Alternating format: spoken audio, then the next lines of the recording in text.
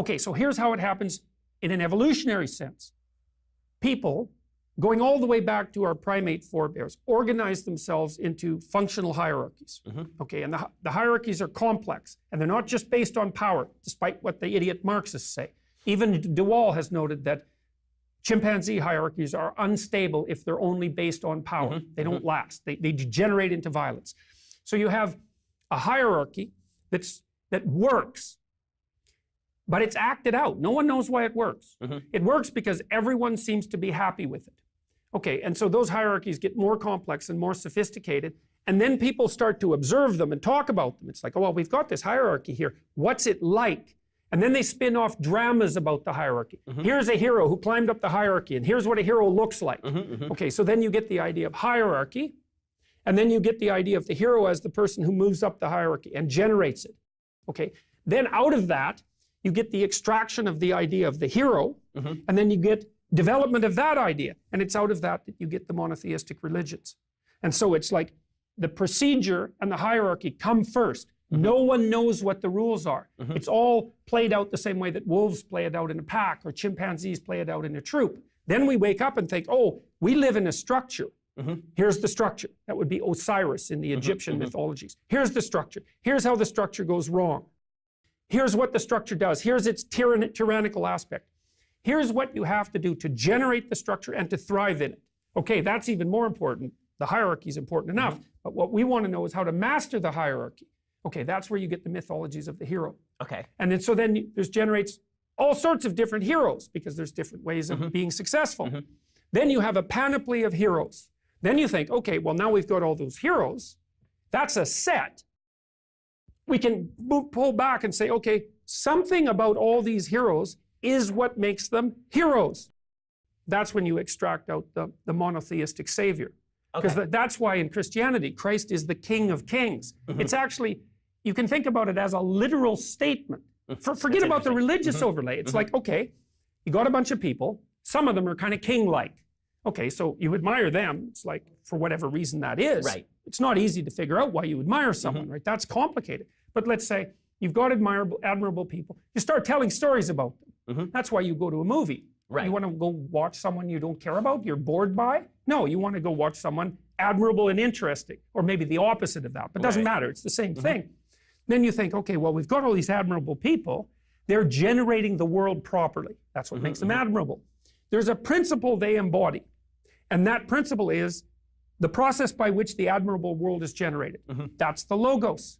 Okay. That's the thing that's operative at the beginning of time. So here's my question about all of this, because now we're really not talking about 12 Rules for Life as much as Maps of Meaning, which is your first book, which you're doing the audio read of it now. The audio, and it's definitely a harder book than 12 Rules for Life, and a much more complex book in a lot of ways than 12 Rules for Life. So how universal are these systems? Meaning, why is it that the Enlightenment only arrives at one time in human history, in one place in human history, as opposed to if human biology is essentially consistent across humanity, then why is it that if at the apex of the levels you end up with the Enlightenment idea, which is where we started this particular question, then why is it that it only arrives in one place at one time as opposed to arriving in a variety of places in a variety of different times and a variety of different cultures? That's a great question, man. Okay, the first thing we would say is the process by which the hierarchy itself and success within the hierarchy is generated, that's to be accounted over millions of years. At least hundreds of thousands of years, but I would push it back because you can see analogs in the chimps. So 20 million years, let's say. That's a long time. On that time scale, the fact that the Enlightenment values arose in Europe 500 years ago before anywhere else, it's like, well, who cares? It's 5 old men long, right? If you put 5 100-year-old men in line, it's like, it's yesterday, it's this morning. So we've evolved these hierarchical structures. That's our culture. We've evolved ways of maneuvering within the hierarchical structures that are successful. And now we've started to evolve ways of mapping our adaptation. Not just adapting, but mapping it. Okay, so how does the mapping occur? First, admiration. Second, imitation of admiration. And that would be drama. It's like you dramatize. Shakespeare extracts out what's admirable and interesting and plays it out. So that's the use of the body as a representational structure of the body. So we act out what's admirable. They think, okay, now we've kind of got the drama down. We're all captured by this drama. It's like, well, then the literary critics come along, the philosophers, and they say, oh, what are the principles by which the admirable people operate? It's like chimps woke up and said, oh, well, some chimps are more successful than others. What are the rules of success? It's like, well, there were no rules because they weren't running by rules. Right. There aren't rules until you describe the patterns. Then you have a rule. Okay. That's what happens with Moses, by the way. Right? Moses has a revelation. Here's the rules. It's like, yeah, we've been living out those rules forever. Yeah. But we didn't know what they were because they weren't rules. They were customs. Right. Okay, so you start by mapping your customs in drama and story. And that way you can represent them and you can transmit them. Then once you have them in your grip, say, they're represented now, not just acted out.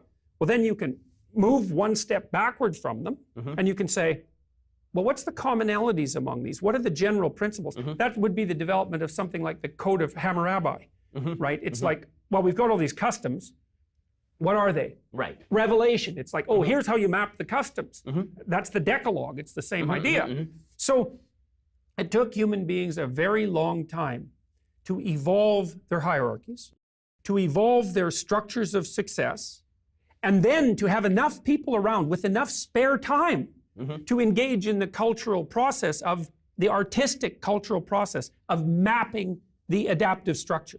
That all emerges in mythology and drama. Then that lays the groundwork for philosophy. Then the philosophers can come in, especially once it's written, like in the Judeo-Christian pantheon. It's like, oh, now we've got it written down. Oh, well, we don't have to remember it. Right. We can read it, and while we're reading, we can think about it.